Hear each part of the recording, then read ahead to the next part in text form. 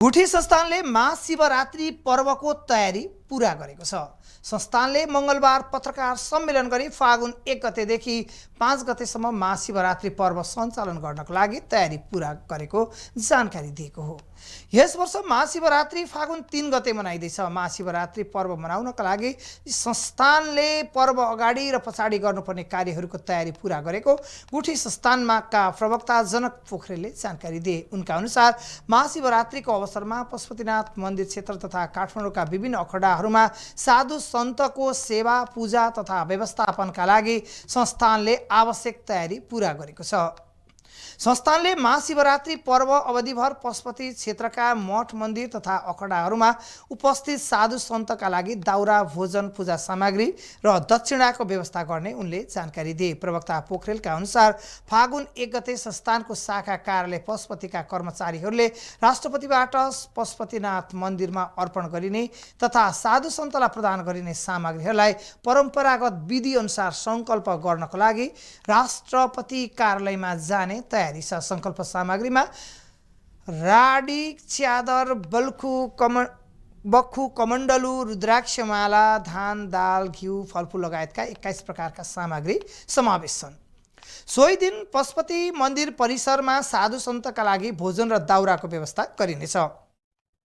फागुन 2 गते अन्नपूर्ण आश्रम मार्फत मन्दिर परिसरका साधु सन्तलाई भोजनको व्यवस्था गरिनेछ भने राम मन्दिर भस्मेश्वर निर्मल मृगस्थली गोरखनाथ मनकाली तथा थापाथली क्षेत्रका अखडाहरूमा दाउरा र भोजनको व्यवस्था प्रबन्ध गरिनेछ।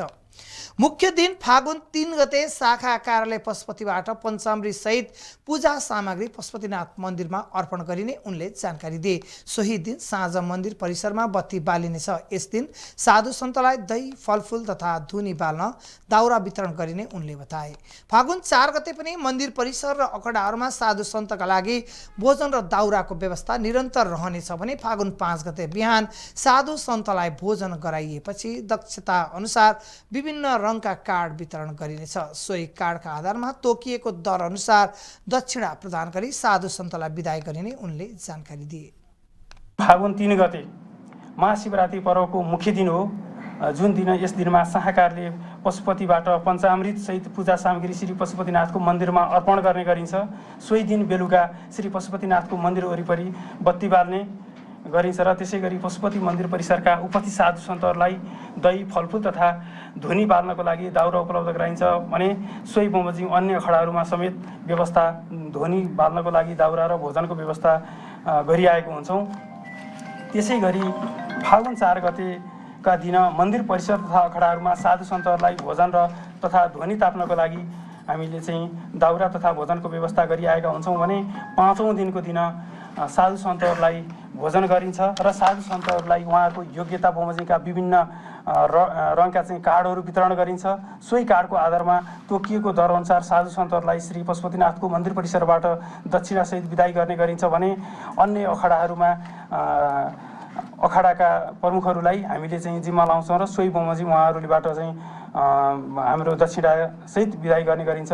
मूलतः हामीले यस वर्षको चाहिँ करिब हामीले 40 लाख रुपियाँ महाशिवरात्रि पर्वको लागि भनेर बजेट विनियोजन गरेका छौँ। त्यो दिन चाहिँ हामीले दाउरा तथा ध्वनि बाल्नको लागि दाउराको व्यवस्थापनको लागि हामीले करिब 8 लाखको व्यवस्थापन गरेका छौँ भने पर्व सञ्चालनको लागि उहाँहरूको बिदाई खानपानको लागि हामीले 32 लाख बजेट विनियोजन। गुठी संस्थानले यस वर्ष महाशिवरात्रि पर्वका लागि दाउरा खरिदमा 8 लाख रुपियाँ र पर्व सञ्चालनका लागि 32 लाख रुपियाँ गरी 40 लाख रुपियाँ छुट्याइएको उनले जानकारी दिए। गत वर्ष महाशिवरात्रि 2389 जना साधु सन्तलाई वर्गीकृत गरी दक्षिणासहित बिदाई गरिएको थियो। दक्षिणा वितरणमा मात्र 20,58,671 रुपियाँ खर्च भएको संस्थानले जनाएको छ।